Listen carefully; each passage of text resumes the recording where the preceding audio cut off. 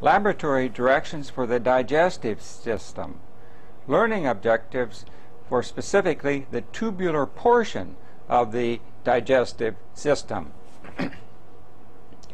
Be able to distinguish the 4 strata in each region of the tubular portion of the digestive system. Recognize both the similarities and the differences of each region, and relate the differences that do occur to the function of a specific region. 2. Be able to distinguish the primary junctions that occur between regions that are found along the alimentary canal. Be able to relate the morphological changes that occur at these junctions to changes in function.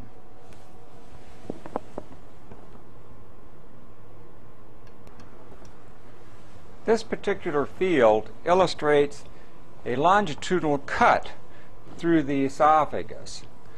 Note the following strata: the epithelium, a non-keratinized stratified squamous form of epithelium, and in structure and in depth very similar to that which lines the oral cavity.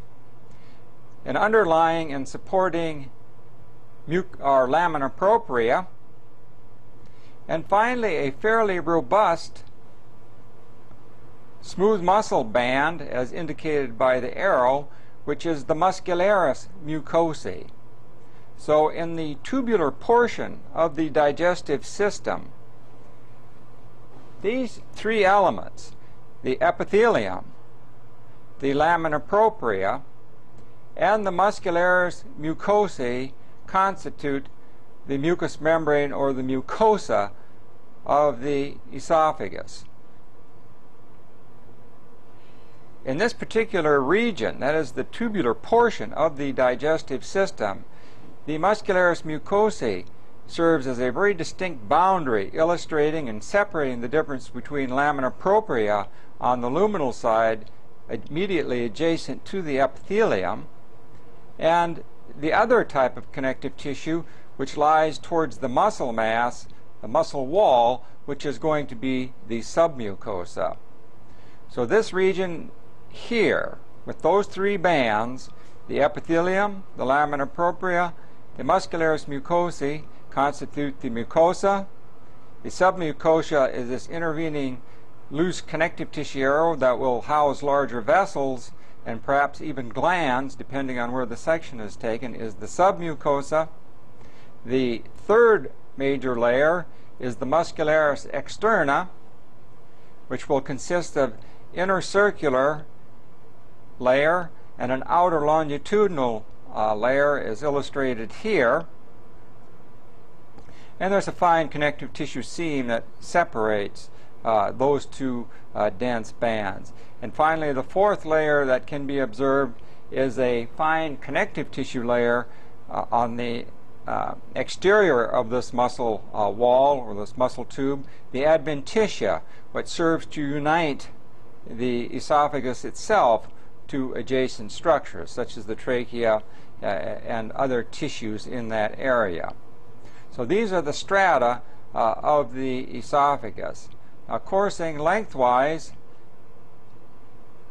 one will see lymphatic nodules within the lamina propria. They may even appear in the submucosa.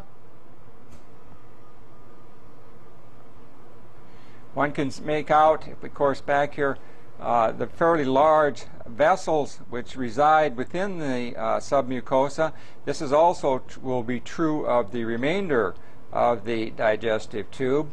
Here we can see, coming into the field, a fairly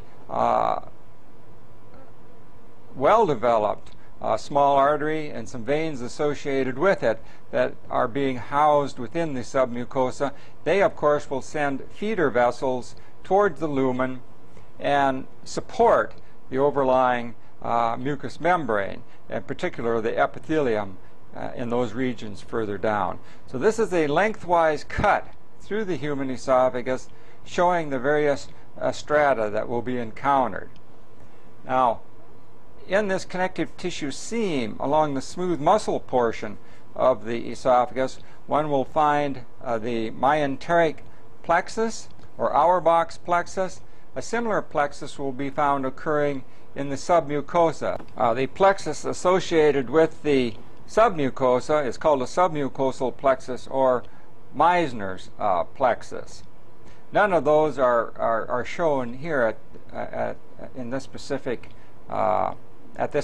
magnification. It should be remembered that when examining the muscularis externa of the esophagus, as shown here, which forms the most substantial portion of the esophageal wall, that the upper 1/4 of the muscularis externa consists of skeletal muscle only.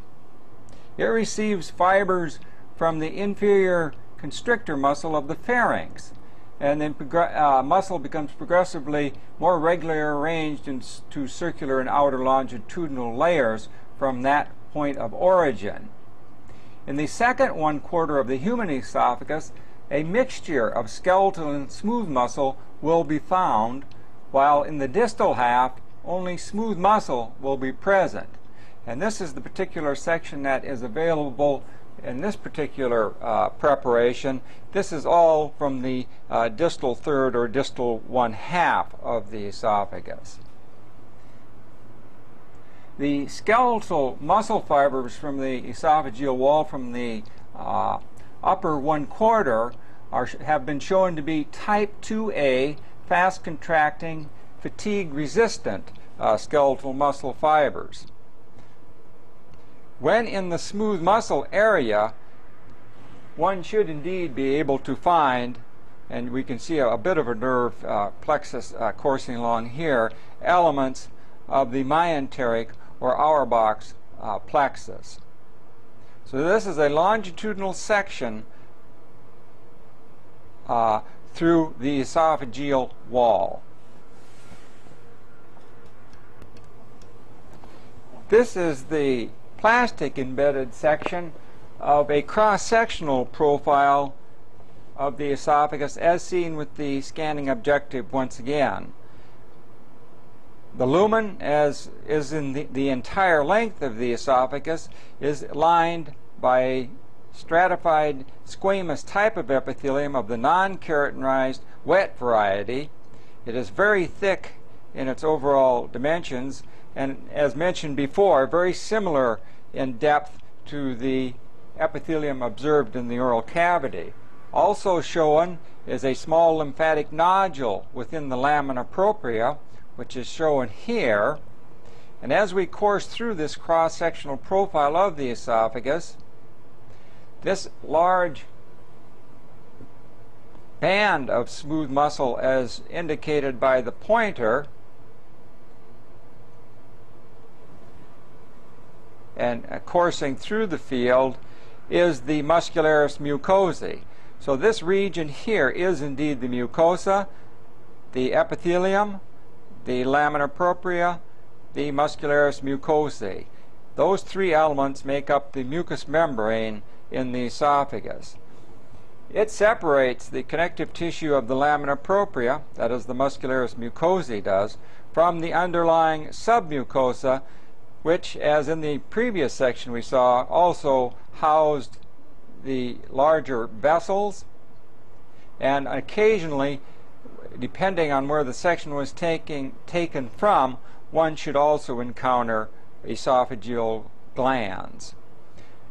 The remainder of the wall, or the substance of the wall, is made up of, in this cross-section, as one can see, an inner circular layer of smooth muscle, which is extraordinary in its dimensions.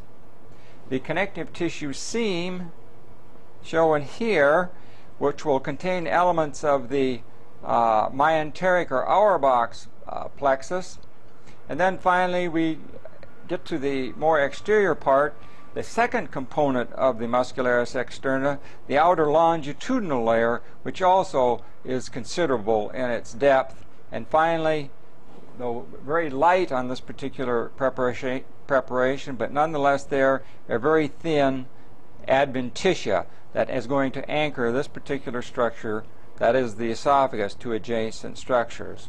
So to repeat once again, layer number one beginning from the outside, the adventitia, The muscularis externa, which we're crossing now, consisting of two broad layers, an outer longitudinal layer of muscle and an inner circular layer of smooth muscle, which in this particular region is all smooth, indicative that we are in the distal 1/2 or 1/3 of the esophagus. The next layer is the submucosa, and finally the mucosa itself, or the mucous membrane, which consists of a muscularis mucosae, the lamina propria, and the non-keratinized stratified squamous epithelium of the wet variety. All features very typical of the human esophagus. This particular figure is the surface, as seen with the scanning electron microscope, of the esophagus. So we're looking at the luminal surface with the scanning electron microscope. What this shows is exfoliating squames, intact cells coming off from the surface. Here would be one of these flattened squame-like cells. Another one here. This one is becoming dislodged, as is this one, and finally exfoliating into the esophageal lumen.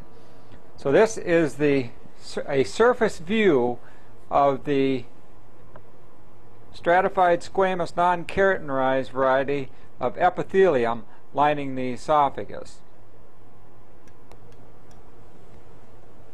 This specific region shows the distal esophagus with the esophageal epithelium located at the tip of the pointer, lamina propria, and then of course the muscularis mucosae forming the mucous membrane of the esophagus. This is the very distal extent of the esophageal mucosa, and what this particular section shows is a very abrupt junction, as illustrated by the arrow, with the cardia of the stomach. So one sees here, at this particular location, a very, very abrupt junction where the stratified squamous non-keratinized wet variety that line the esophagus throughout its length is now changing very abruptly to the simple columnar lining epithelium so characteristic of the stomach. A very tall, mucus-secreting, simple columnar type of epithelium. Also shown is the association of these infoldings of the mucosal surface or the epithelial surface into gastric pits that are characteristic of the stomach, and associated with their bottoms or bases of the gastric pits are these mucus type of glands. The glands of the cardia are sometimes referred to as the cardiac glands. So this would show the first gastric pit coming down to about this level, and these tubules in this region here, anastomosing around it, are the glands of the cardia of the stomach. So if we can go down here where it's cut a little more vertically, we can see, at least in this proximal most portion of the stomach, that is the cardia. One can see the gastric lining epithelium, which is a homogeneous type of epithelium made up of a mucin-secreting simple columnar epithelium. It is thrown into millions of little down growths, or sort of diverticula growing down, little tubular invaginations known as gastric pits or foveae, and they're shown here and traced by the arrow. And at the bottoms of these gastric pits, the cardiac glands, or the glands of the cardia, empty into the bottoms of these pits or terminate at this level. So this is the ductal system of a cardiac glands, one of these simple branch tubular glands usually. Here's its secretory units, and they are going up and then emptying into the bottoms of the gastric pit. Another gland is shown in this area and probably would making its way here. Another one you can see joining here, another here, and so this repeats itself over and over again. So this is the cardiac region of the stomach, and what we're actually viewing of this region of the stomach is the mucous membrane or the mucosa.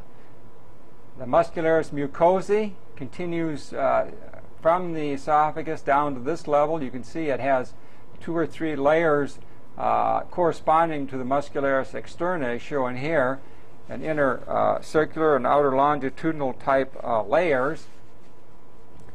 In addition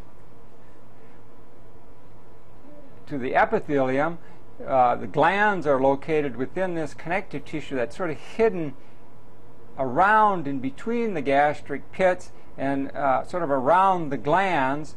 So they're invaginated into the lamina propria, which is also present here. It's more cellular in nature.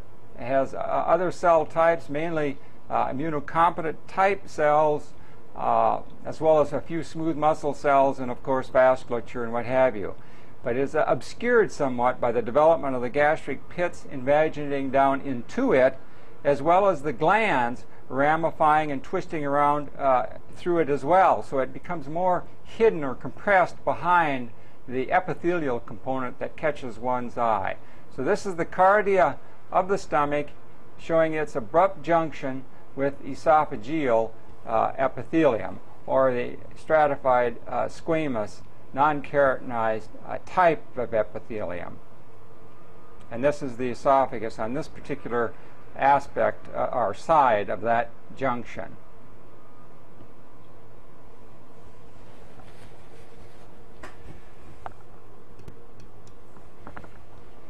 The gastroesophageal junction seen at a slight increase in magnification.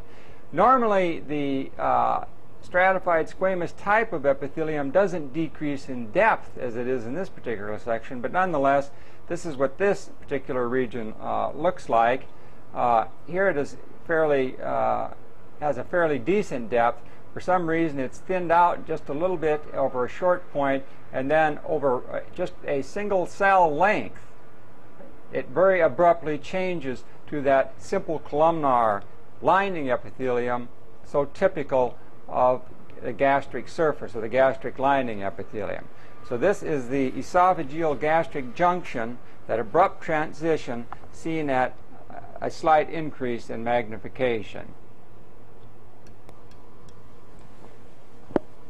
This is a low power field of a portion of the gastric mucosa taken either from the fundus or the body of the stomach that is characterized by the oxyntic or gastric type glands. The arrow indicates the position of the gastric lumen, so the lumen is being indicated by the arrow, and these small invaginations coming down to about this level are the regions of the gastric pits.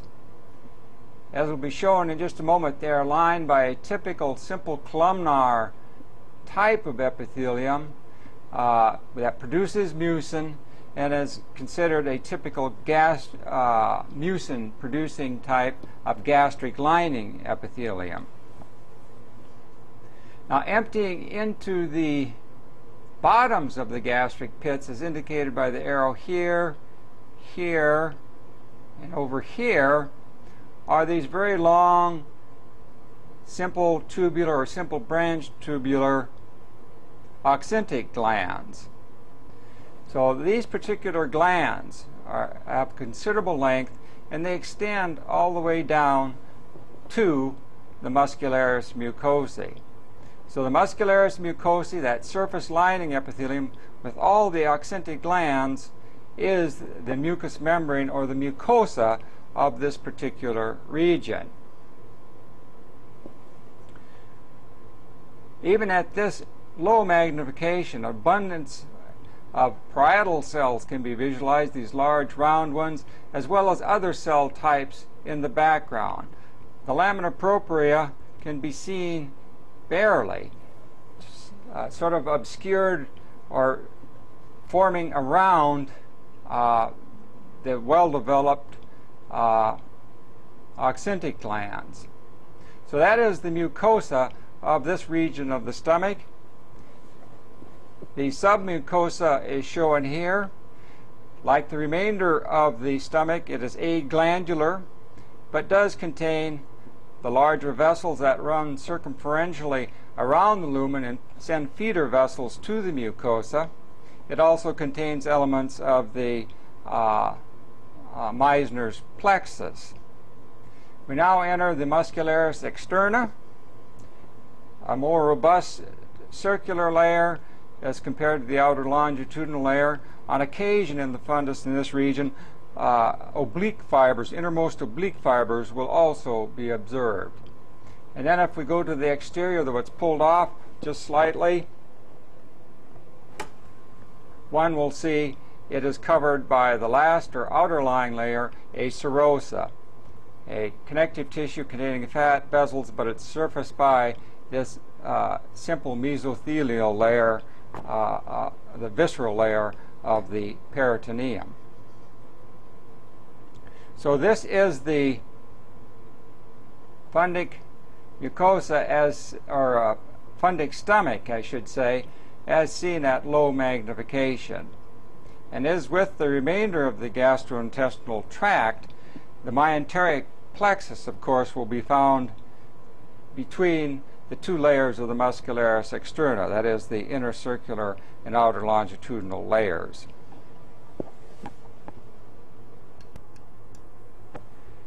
This particular illustration is a scanning electron micrograph of the surface of the stomach. So we're looking at from the luminal surface onto the mucosal surface. And this particular figure illustrates the orifices or the openings of the gastric pits. So a gastric pit, the orifice thereof is shown here, one is shown here, one here, one here, one here, one here, and one here, with some exfoliating debris located here. One can also visualize with close observation the apices of individual cells. So these are the tops or the apices of that simple columnar gastric lining epithelium that surfaces the entire stomach and actually forms the invaginations and lines the circumference of the gastric pits, as you can see just going down in. So this is a surface view looking at the surface of the stomach with a scanning scope, demonstrating the orifices of the gastric pits or foveolae. The gastric lining epithelium as seen at increased magnification. That simple columnar lining epithelium, though it's cut at a bit of an angle here, as indicated by the pointer, and the mucin granules, non-stained mucin granules, shown at their apices. So this is the gastric lining epithelium, a rather unique epithelium found nowhere else in the body. These structures, invaginations here, are the gastric pits. Another one is shown here. One is shown here. So these pits are indeed lined by the same gastric lining epithelium as is on the surface. They simply are invaginations of the surface. So this is that surface lining epithelium or gastric lining epithelium. On occasion, underneath the epithelium and between glands, a few elements of the lamina propria will be visualized and contain capillaries, blood vessels, and a variety of immunocompetent cells. This particular region shows the openings or the continuity of the tops of the oxytic glands opening into, or in between, or opening into, the gastric pits, which is shown here. Another example of this phenomenon is shown here. The junction's right about at this level. This is the lumen where the arrow is of the oxytic gland, very narrow and emptying into the base of that gastric pit. Another example is shown here. Now, as we course through and down towards the bottom of the oxytic glands, a variety of cell types can be seen making up the oxyntic glands. These large cells with an acidophilic or an eosinophilic background that sort of bulge away from the lumen are the parietal cells. It is this cell type that produces the hydrochloric acid in the stomach, as well as gastric intrinsic factor in the human population. Cells such as this, with these frothy looking granules in this particular specimen, are the mucous neck cells. And as we course down towards the base, or the bottoms of these glands, chief cells should be encountered.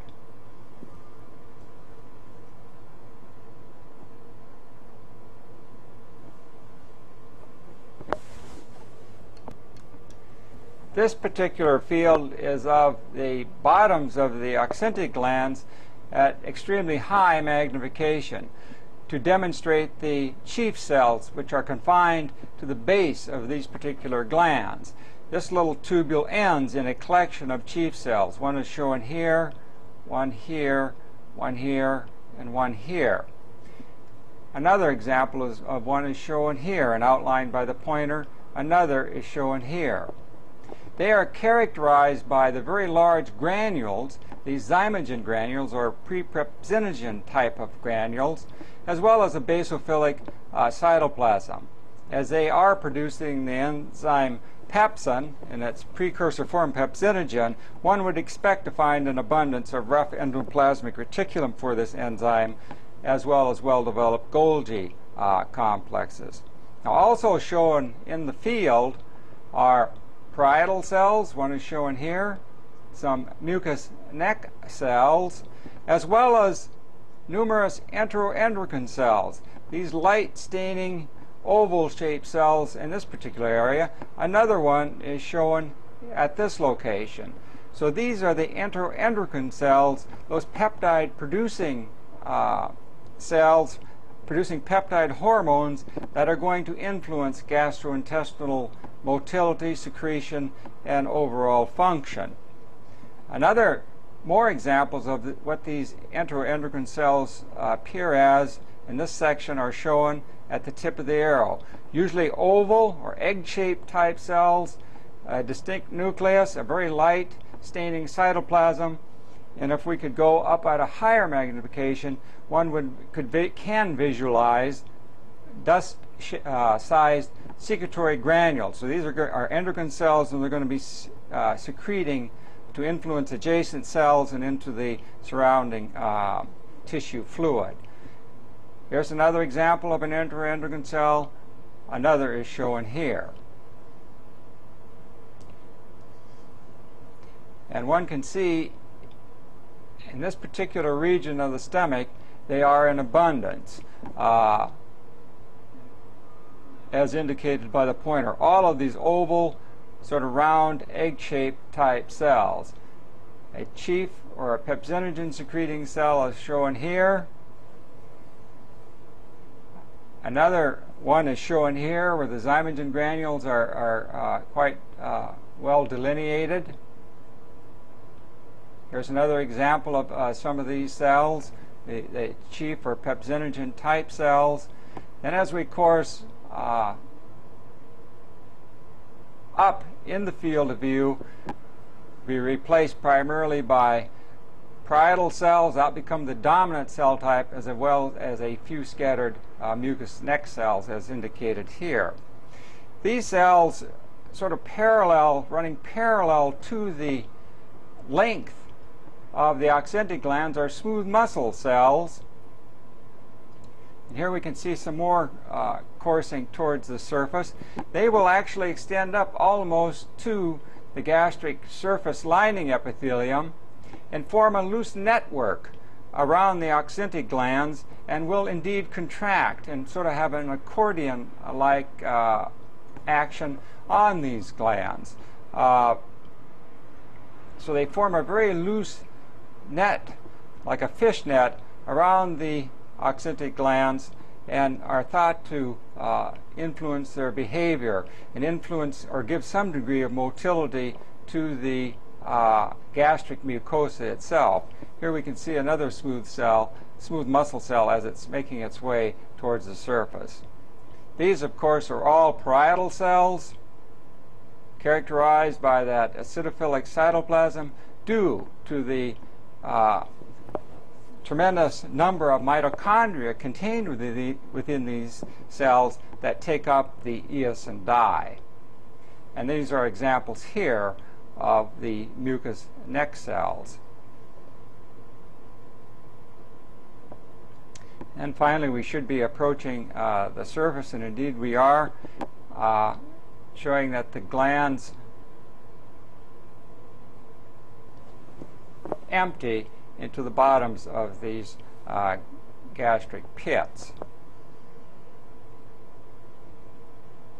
So those are the primary cell types of the oxyntic glands: the parietal cell, the mucous neck, the chief cell, and the enteroendocrine cell types. This particular figure is a transmission electron micrograph through a portion of a parietal cell, as indicated by the pointer. This particular parietal cell is a non-stimulated parietal cell, and this can be determined by looking at the canaliculi, which are small. They have a few stubby microvilli projecting into their lumina, as indicated here. The canaliculus is coursing in this direction, then meanders off in this particular direction.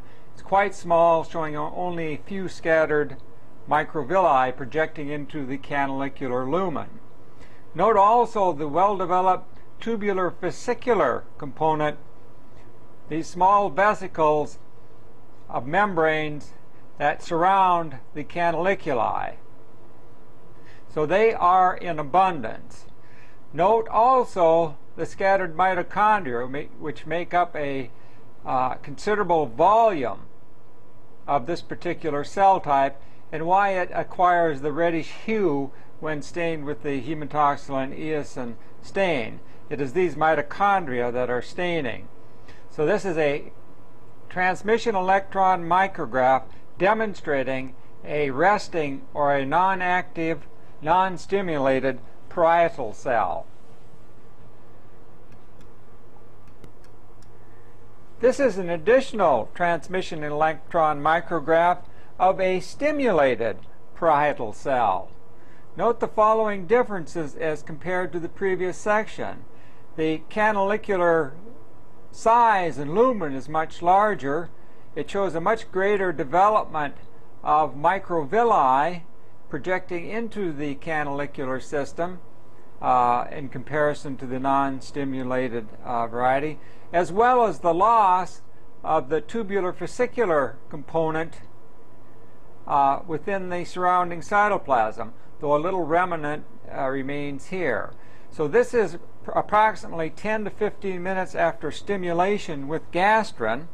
This parietal cell responds, and there is a flow of membrane, that is, that tubular fascicular membrane is added to the canalicular membrane, and as the cause of its tremendous increase in size and the development of an elaborate microvillous system within its canalicular lumen. In other words, there's a shift of membrane from the vesicular form to the canalicular membrane to provide increased surface area, allowing the transport membrane pumps to function, giving them more volume, more surface area, so a greater concentration can be achieved at this area.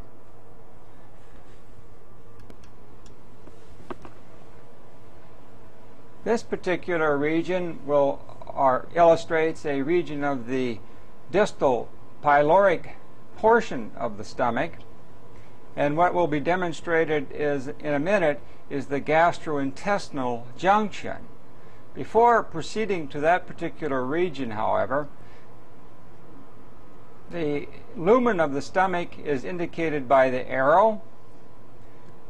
What's shown here are several gastric pits invaginating from the surface, and of course they are going to be lined by that very tall simple columnar epithelium or gastric lining epithelium, if you wish to term it that. Emptying into the bottoms of the gastric pits will be the overlying pyloric glands. Note the position of the muscularis mucosae. All the glands of the stomach lie on to the luminal surface of the muscularis mucosae. The submucosa is shown here, torn a little bit here, and the region towards the bottom of the field of view is the muscularis externa, with its intercircular layer shown here, which is a little bit more dominant, and then the outer longitudinal layer as indicated here, and then the last layer will be a serosa covering this region of the stomach. So those are the regions and the basic architecture of the pyloric region of the stomach. Now, if one courses distally towards the intestine and follows the mucosa, and we're keeping our arrow on the muscularis mucosae, one can see a lymphatic nodule coming into the field of view. And this scalloped appearance is fairly typical of the rugae, cut in section of the stomach. It's sort of folded nature to it. And all of a sudden, as we're tracing this muscularis mucosae in this direction, we see a dramatic change occur. From about this point on, though it's hard to demonstrate because of the glandular material here, the muscularis mucosae was coming here. It then is broken up and reconstitutes itself over here. And note the position of the glands now. They are submucosal, indicating that you're now within the duodenum, the most proximal portion of the small intestine. Also shown, in addition to that gland switch, glands going from a mucosal position to a submucosal position, one can very easily see, even with the scanning objective, at about this level, there is a dramatic change in the type of epithelium. A change in type from this mucin-secreting simple columnar epithelium or gastric lining epithelium, so typical of the entire stomach, to a change in color, even though we can't see the details as yet, to a typical intestinal type of epithelium. That is a darker staining type of epithelium, and one that will be a heterogeneous type of epithelium, being populated by typical enterocytes with the microvillus border, goblet cells, and a variety of enteroendocrine cell types.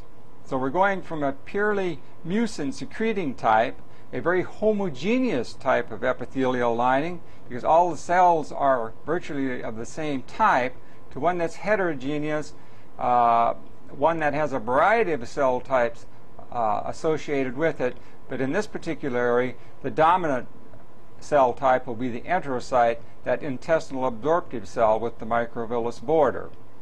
Now, as we course a little bit further, and they're a little bit obvious, or more obvious, though a bit italicized, one can make out the villi extending into the lumen.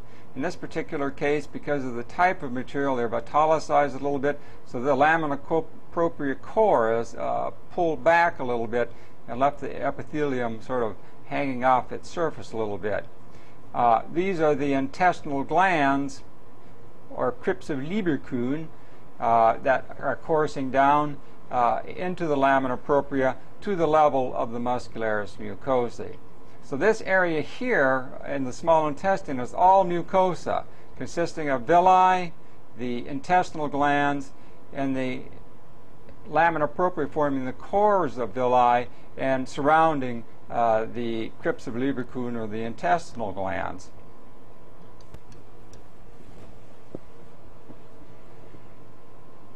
The submucosa of this particular area is dominated by the presence of the duodenal glands or Brunner's glands, which are characteristic of the duodenum. So the submucosa shown here, this type of connective tissue, is characterized by the duodenal glands or Brunner's glands. Immediately to the exterior of the submucosa, one finds the muscularis externa once again, dominated by a very robust intercircular layer and an outer longitudinal layer, as indicated by the pointer. In this particular case, because it is retroperitoneal, one will have it associated with an adventitia rather than a serosa.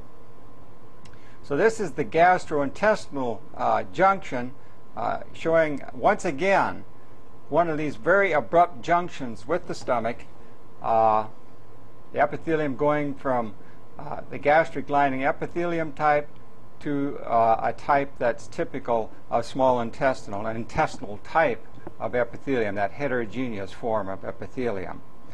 Now, if one goes back towards the area into the stomach where we just were a bit earlier, here's the muscularis mucosae, and why this is pulled over and we have a little bit of vascular tissue I can't explain. But if we look now at that intercircular layer of the muscularis externa, one can see how it bulges out and forms a sort of a wad or a spiraling nature of tissue here. This is the pyloric sphincter. Usually it's more closely aligned with the epithelial type junction. That is where the gastric lining epithelium changes to intestinal epithelium. For some reason it is retracted up here just a little bit, but it's nonetheless very interesting to see. So here's the mucosa. This is muscularis externa. The arrow's on the intercircular layer. It's the one that balloons up, forms this sphincter type area, and then will reconstitute itself as the spiral of the intercircular layer as we go down the intestinal tract. So these are the features of the gastrointestinal junction as seen with the low power scanning objective.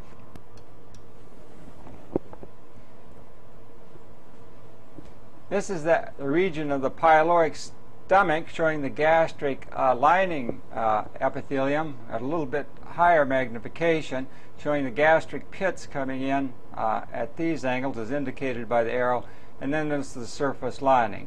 Slightly italicized, but nonetheless a fairly decent preparation of this junction. Now, as one courses towards the intestine, the duodenum, one can see right about this level was this very abrupt transition once again to a typical intestinal lining epithelium. These structures coming down, though they're a little bit worse for wear, are the crypts of Lieberkühn or intestinal glands. And if one looks carefully in, they're picking up a little brownish or off-colored hue to them, are the goblet cells.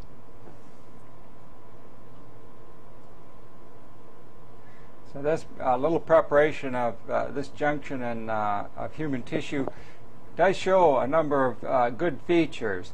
Here we can see the goblet cells once again, but these will be better shown on more well-preserved preparations. But nonetheless, one can visualize the intestinal epithelium, and I think it's important to see this very abrupt transition, a very abrupt junction here at the gastrointestinal junction. Remember, the junction was the esophagus was also abrupt and occurred over just one or two cell lengths. This particular field represents a scanning objective view of the pyloric portion of the stomach. You can see these large folds. These correspond to what is seen in the Ruge in section. And also shown are the rather elongated gastric pits extending down into the laminar propria. So several of these gastric pits. And then these mucus-appearing glands, as indicated by the pointer, are the pyloric glands, which will then terminate or empty into the bases of the overlying gastric pits. Also shown quite discreetly is the muscularis mucosae, as indicated by the arrow. So this region here is the mucous membrane of the pyloric region of the stomach, consisting of a simple columnar epithelium, typical gastric lining epithelium, a lamina propria that is invaginated in two by the gastric pits and is filled and obscured by the abundance of the pyloric glands, as indicated here. Nonetheless, it's hidden and is found around the glands and between the gastric pits where they invaginate. So that is the that portion of the mucous membrane, and then of course the muscularis mucosae. So the epithelium, the lamina propria, and this muscularis mucosae, as elsewhere in the gastrointestinal tube, constitute the mucous membrane of this particular region. Also shown here quite well is the boundary and the limits of the underlying submucosa. And then we get into the huge muscle wall of the stomach, the muscularis externa, which in this particular region consists primarily of a very thick circular layer and a rather thin, as compared to the circular one, a relatively thin longitudinal layer of smooth muscle forming this muscularis externa. So this is the muscle wall, the muscularis externa, consisting of an inner circular and an outer longitudinal layer. And then it should be surfaced, though it's pulled off a little bit, by a serosa limiting its exterior boundary. And that comes in and is shown a little bit better even at this very low magnification, this connective tissue being limited by a simple squamous mesothelium. So these are the three layers or strata of the pyloric region of the stomach. Now, as with the remainder of the alimentary tract or canal of the gastrointestinal tube, even though no glands are present in the submucosa of the stomach, Meissner's plexus, or that submucosal plexus, elements thereof will be found here. And the mesenteric, which even can be seen at this low magnification, the mesenteric plexus will lie in that connective tissue seam between the inner circular and outer longitudinal layers in the muscularis externa. So if those elements are to be identified and examined, this is where you will find them. So this is the pyloric portion of the stomach. And just coursing down, because this is fairly distal, and it's another section through the gastrointestinal junction. We're now tracing with the arrow the muscularis mucosae, just to emphasize the point. Following it, coursing around, we can see its typical gastric lining epithelium with pyloric glands to the left of the arrow. So these are all gastric pit areas. You can see them extending down. The pyloric glands now being crossed by the arrow. The muscularis mucosae shown here. Now, as we round this curve, so to speak, one can see that once again the very abrupt junction. These are remnants of intestinal villi and glands shown here. And of course the duodenal glands are protected, lying within the submucosa. So once again, you can perhaps see a little bit better than on the previous section that switch in position of glands. Pyloric glands, like all glands in the stomach, on the luminal side of the muscularis mucosa, that is, they're all in the mucosa, whereas in the duodenum, these mucous glands lie in the submucosa. So they're beneath, or on the muscularis externa side of the muscularis mucosa. And here are the Brunner's glands here. This little lymphatic nodule can be quite well developed in individuals. In earlier literature, it was given the term duodenal tonsil because it is found relatively frequently, and I think it's estimated about 45 or 50% of the population will show a large lymphatic nodule at this very abrupt junction of the epithelia. And also shown here, and perhaps a more appropriate position, is the pyloric sphincter, that intercircular coil that develops in this particular region. So it has a more proper position, I think, than on the previous section that was examined. This particular section is a plastic embedded section through the duodenum that's fairly well preserved. Once again, review at the scanning level the 4 layers associated with the digestive tube. First of all, the mucosa can be seen. At the tip of the arrow is the muscularis mucosae. The lining epithelium covering the villi can also be observed quite well as the lamina propria, filling in the cores of the villi and surrounding these profiles of the intestinal glands, or the crypts of Lieberkühn, whatever term is chosen to be used. So this area here, from the tip of the pointer to the lumen, at this area is the mucous membrane or the intestinal mucosa. The submucosa begins here and ends here and contains that sort of diagnostic feature of the duodenum, that is, the duodenal glands or Brunner's glands.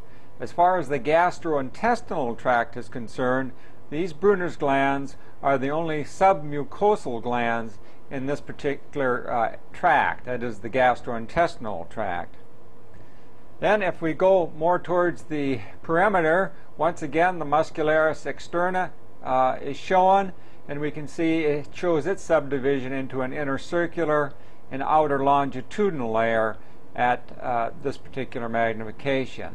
And this is perhaps the more distal edge or end of the duodenum. It appears to be limited by its 4th and final layer, a serosa. Now also, please do recall that the submucosa throughout the alimentary canal, beginning at the esophagus and going all the way to the anal canal, is going to contain elements of Meissner's plexus, these parasympathetic neurons in that particular ganglia that lie in this area. And the same is true wherever smooth muscle is found. In the muscularis externa, one will find in that seam between the inner circular and outer longitudinal layers of the muscularis externa the myenteric or Auerbach's plexus, which is shown here with this scanning objective. So it's going to be along that connective tissue seam scattered throughout the entire length of this particular system. Having made these sort of macroscopic observations, then go or proceed to the villi, which are showing these finger-like extensions sticking out into the lumen, and examine these structures at increased magnification. A scanning electron micrograph showing the surface features of villi taken from the proximal duodenum of a human individual. So these are large spatulate type of villi, that is the apical surface of the villi within the intestinal lumen. This was taken from a bypass patient with surgery due to obesity.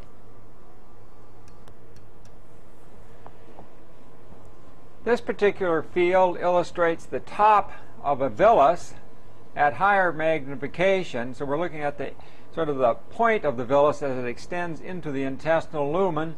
Here lies the intestinal epithelium, Recall that this is a simple columnar epithelium, despite this rather obtuse section, and one should be able to visualize quite well that microvillous border on the enterocytes. Also shown scattered, but not well, are few profiles of goblet cells, so this indeed is a heterogeneous type of epithelium. It'll also contain other cell types such as enteroendocrine and some other cell types that may be demonstrated later. But at the apex of these villi, note this particular feature and the reason for going here. This is a capillary complex that goes up and loops around, and the enterocytes, the intestinal epithelium, lie right on this basement membrane, being separated from it only by a basement membrane and endothelium. So one can visualize the absorption of material. The majority of absorption is actually going to take place on probably the upper, the luminal 2/3 of these villi. So materials are being absorbed through the epithelium and then are placed immediately into this vasculature. This is a very important point to visualize. Now, as one courses to different villi, and we examine the very same features, it's just to illustrate that wasn't just an arbitrary villus that showed this feature. They all will show it if it's cut in section. So you can see this group of intestinal epithelial cells, this flow, is all of them are sitting and have direct access to the capillary network, this vast vascular network that forms within the lamina propria and within the core of these villi. This is cut a little bit obliquely, so we really can't see it. We're not getting into a true section of it. We passed that one, but here's another one where it's cut more or less through the center, so one can really begin to understand and visualize this capillary network that the enterocytes or the intestinal epithelial cell are really lying on. Here we can see the intestinal epithelium, its microvillous border fairly well. And if one looks very carefully at this capillary network here you can see the endothelial cell nucleus and the cytoplasm extending in either direction. And it gives you sort of a microscopic or a small view of what's really going on at the tops of these intestinal villi. So that's a very important relationship to see, the intimate relationship between the overlying intestinal epithelium and the underlying vasculature, which is very, very elaborate in its development. This particular figure is a scanning electron micrograph of a cast made of the vasculature within intestinal villi. It is courtesy of J. Browning of Flinders University, South Australia. What it shows is the vessels coming up into the villi, which are at this location as indicated by the pointer. Another one is shown here. And what it demonstrates is that elaborate capillary network just underlying the intestinal epithelium covering the villi. This illustration is a transmission electron micrograph of the striated border or the microvillous border, illustrating some of the microvilli extending from the surface of an intestinal epithelial cell. So this is the electron microscopic version or depiction of the individual microvilli forming the striated border as was seen with the light microscope.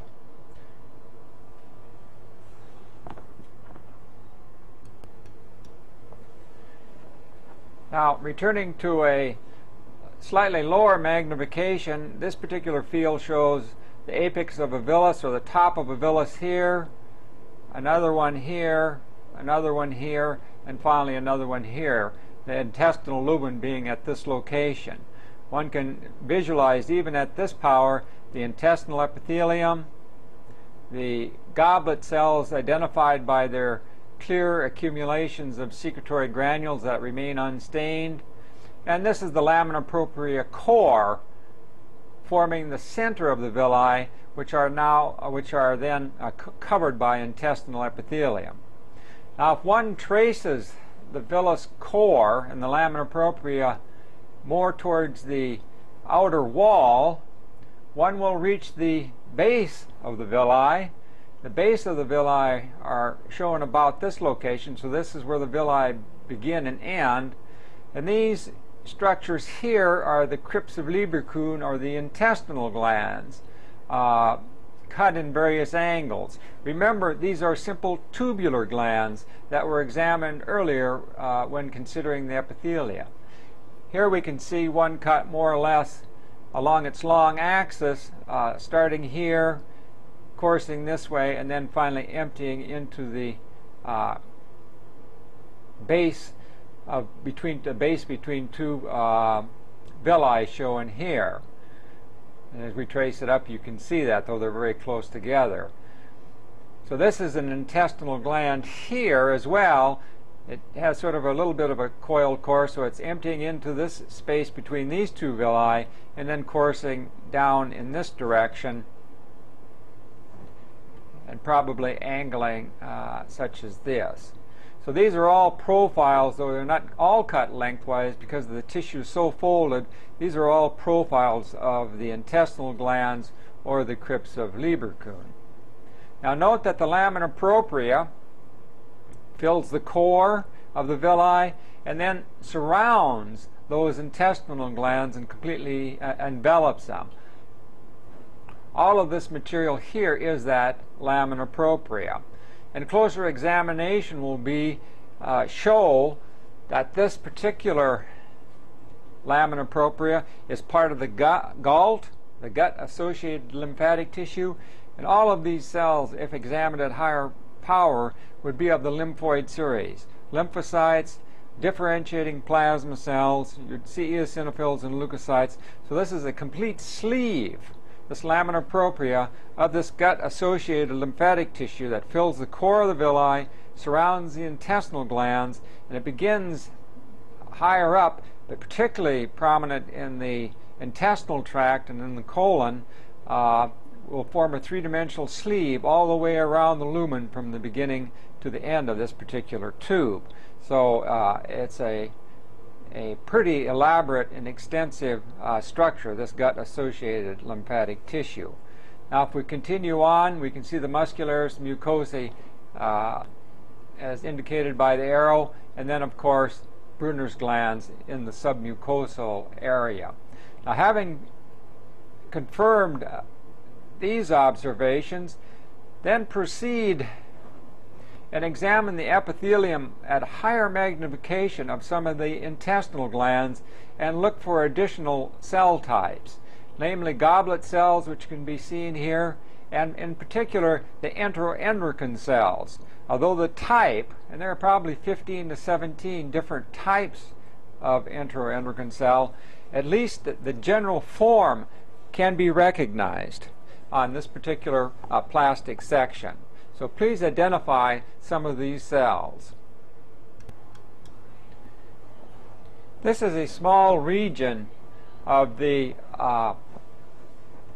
duodenal mucosa, but down in the region of the crypts of Lieberkuhn, or the intestinal glands, showing not only the lamina propria, and even at this intermediate objective one can make out that these are majority of these cells in the lamina propria are plasma cells or immunocompetent type of cells.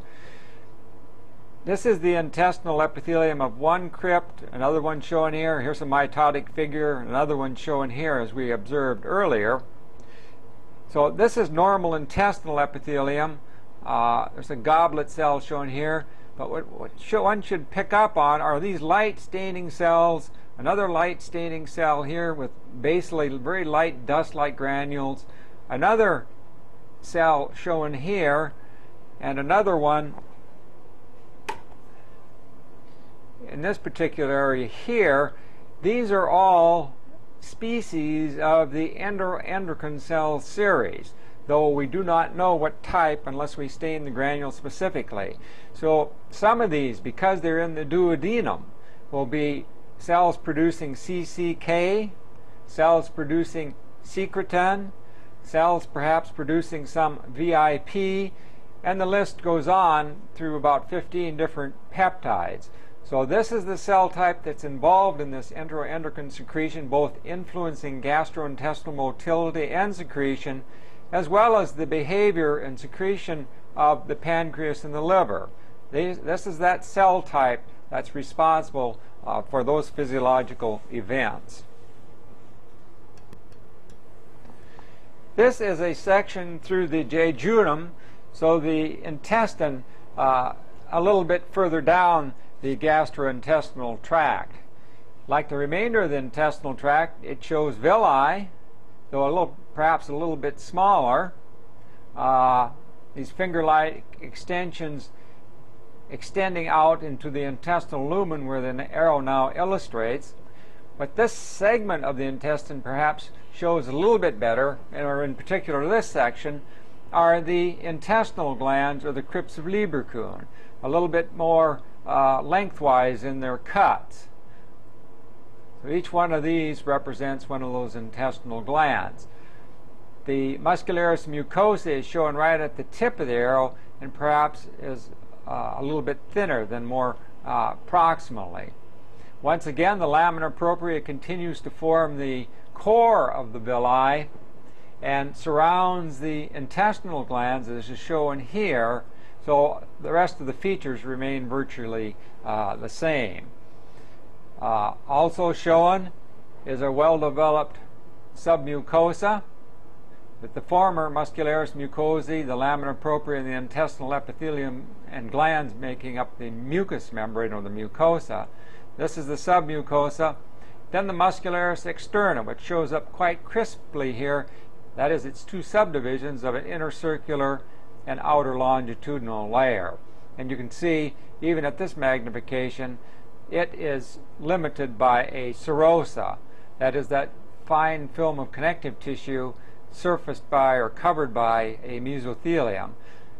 This serosa is nothing more than the visceral layer of the peritoneum. Now, examine the intestinal epithelium lining the crypts and the walls of villi in this particular segment as well. In this particular series of slides, one should be able to see, and you get just a little bit of a red hue at the very base of the crypts. This is where another cell type, in addition to goblet cells, enterocytes, and enteroendocrine cells, a cell type with very large red granules also resides, known as the Paneth cell. Examine it at increased magnification. This is a scanning electron micrograph of the mucosal surface, demonstrating the villi lining the jejunal segment of a small intestine. So the villi are showing here, the tops of them sticking out and projecting towards the viewer. This little region here illustrates a strand of mucin, or glycoprotein, on one of the villus tops. Again, this mucosal sample was from a human individual operated on for bypass surgery in the hope of correcting obesity. This particular field represents the bases of the intestinal glands, or the crypts of Lieberkühn, another one shown here.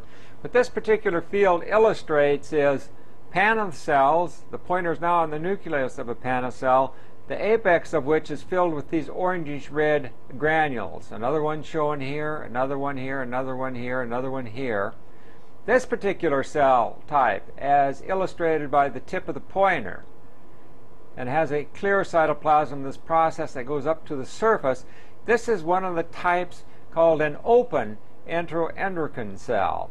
So this is not a Paneth cell, but one of the endocrine cells within this particular region. Here we can see a developing goblet cell here, these oligomucous type cells. That's another name given to them as they develop. Here we see another field of the Panna cells. They're always found right at the very base of the crypts of Lieberkühn, or the intestinal glands, and then tucked in with them is a small enteroendocrine cell as well. Another example of some of these Panna cells shown here, as well as quite clearly one can see an enteroendocrine cell at the tip of the pointer. If one looks very carefully at the base, you can see its secretory granules are accumulating basally, because its secretion is going to go in this direction, probably to this capillary, which is right here. You can see the little red cell within it. And again,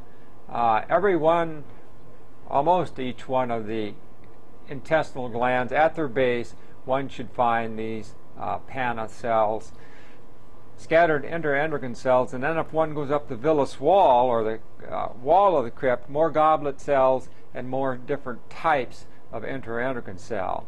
Here one can see the muscularis mucosae in this jejunal section, seeing that it's made up of actually two layers, mimicking the muscularis externa, an inner circular layer and an outer longitudinal layer. And the muscularis mucosae throughout the gastrointestinal tract will mimic the layering as seen in the muscularis externa.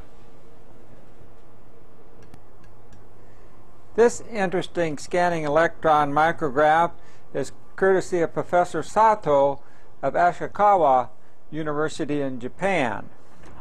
What it is a digested specimen of the external surface of the crypts of Lieberkühn, or the intestinal glands. So we're looking at the external surface of these simple tubular glands. The lamina propria and other tissue has been digested away. So the intestinal floor, that region in the direction of the villi will be in the direction of the arrow, and the floor here, the villi growing out from that floor, and in between the villi, as you'll recall, grow down the intestinal glands, these simple tubular glands. This is a view after the other tissue, the lamina propria, has been digested away, simply dramatically illustrating that effect, that these crypts of Lieberkühn are simple tubular glands. And this is a view from their external surface.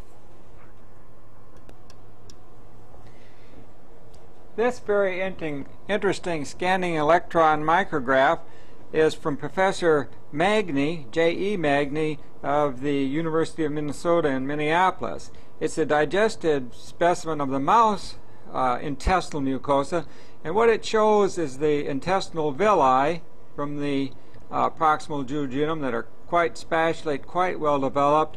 And what he's done is digested away the underlying lamina propria. So each one of these extensions down from the floor of the intestine shows the crypts of Lieberkühn, or the intestinal glands, and their relationship to the villi.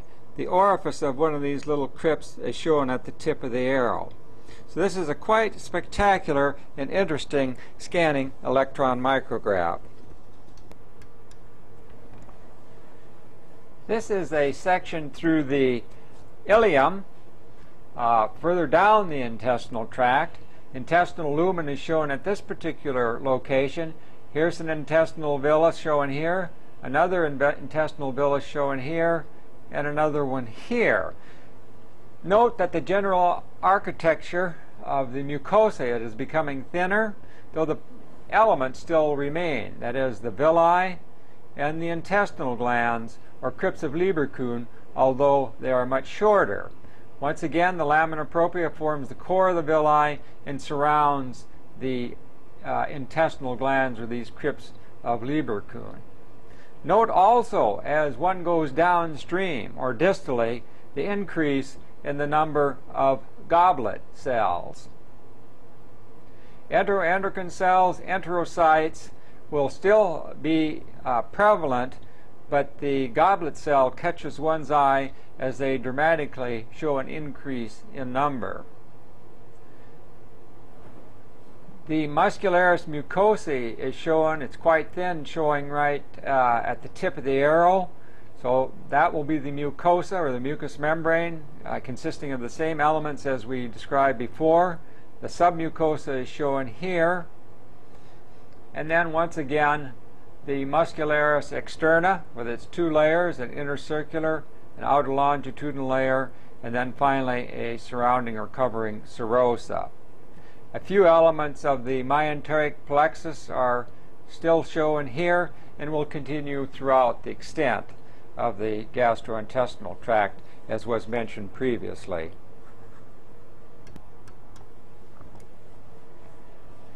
An additional region of the ileum, note again the number of goblet cells, the rather short finger-like nature of the villi, and of course the intestinal glands that make up the mucosa of this particular segment. A well-developed Peyer's patch is shown in the field of view. A well-developed segment of the gult, or as a portion of this gut-associated lymphatic tissue, and one can see occupies a considerable region of both the lamina propria and the mucosa of this particular specimen. So this vast lymphatic accumulation to form lymphatic nodules, several nodules amalgamating together, form the Peyer's patches, and they extend throughout the lamina propria and even take over portions of the submucosa. Please be aware that these large lymphatic nodules are found scattered throughout the alimentary canal, beginning in the esophagus, found in the stomach, found in other regions of the small intestine, as well as the ileum, and extend all the way down through the various segments of the colon and down into the rectum. It is just that in the ileum they seem to have their zenith or greatest development. They can be seen externally through the muscularis externa and actually have been counted, namely by Peyer, after who they are named. And they're about the size of a small navy bean. So these large lymphatic nodules, even though some authors consider them characteristic of the ileum, and indeed most of the lymphatic nodular accumulation is located here, they can be found scattered anywhere. They just have become associated where this study, intense study by that individual, Peyer, made a study in his initial report many years ago. So these are these large lymphatic nodules, or Peyer's patches. Now that epithelium that overlies these lymphatic nodules and flattens out also contains another cell type, in addition to the goblet cell and enterocytes as shown here, that is not visualized very well, or can't be visualized on these sections, is the so-called M cell. This is in one of the antigen-presenting cells, or surveillance type cells, that will take molecules or antigens from the luminal surface immediately overlying it, process them, and pass that information on to subjacent lymphoid elements. So that cell type is associated with the Peyer's patches and is found in the ileum as well, though we cannot see it on this particular preparation. So these are the Peyer's patches. Some people consider it characteristic of the ileum, but please be aware that the lymphoid accumulations are found elsewhere, and indeed it is possible to get a section of the ileum that does not show these large lymphatic accumulations. Such a section is over in this segment, which is devoid of the Peyer's patches, though it does show, of course, the gult. So this is the ileum as seen with the scanning objective. A question that oftentimes arises is, how is one segment of the small intestine differentiated from the other? Simple logic usually will suffice.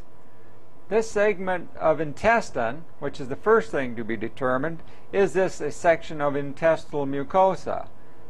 The predominance of intestinal villi and crypts of Lieberkühn, that is the intestinal glands, would suggest that this is indeed the case. Plus, if one looked at the overlying villus structures and identified intestinal epithelium. So one knows they're immediately in the intestinal tract with those observations. Secondly, the glands within the submucosa, Brunner's glands, tells you immediately this should be a section through the duodenum, because Brunner's glands or the duodenal glands are the only glands in the submucosa within the gastrointestinal tract. A very quick observation of the intestinal epithelium covering the villi will show a few scattered goblet cells, as indicated by the pointer, and can be seen with this scanning or low-powered objective. So when one examines the intestinal epithelium, goblet cells are present, and one can set a number in one's memory that they're sort of scattered along and not an extraordinarily prominent feature. So if one moves the field, one can get a feel for the number of goblet cells present in this duodenal mucosa or lining epithelium, just by concentrating on the goblet cells alone. This is indeed the duodenal section. So this gives you a feel for the number of these mucus producing cells, that is the goblet cells. This should be compared then immediately to the other segments of the small intestine, that is the jejunum and ileum. This now, in comparison to the duodenum, is a segment of the jejunum. Note that the villi perhaps are a little bit shorter and stockier, but this isn't obvious. The intestinal glands are perhaps a little bit shorter. But the most prominent thing to note is examine now the intestinal epithelium and compare it to that of the duodenum. Note the number of goblet cells.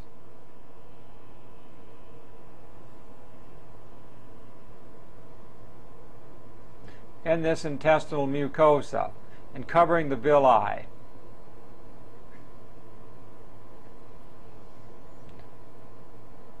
I think one can reach the inescapable conclusion that there are roughly the same. Probably the same number of goblet cells in this mucosa, that is the jejunal mucosa, as was observed in the intestinal mucosa of the duodenum. But a feature that's missing within the submucosa are Brunner's glands. There are no duodenal glands in the jejunum, as illustrated by the field as we are coursing along.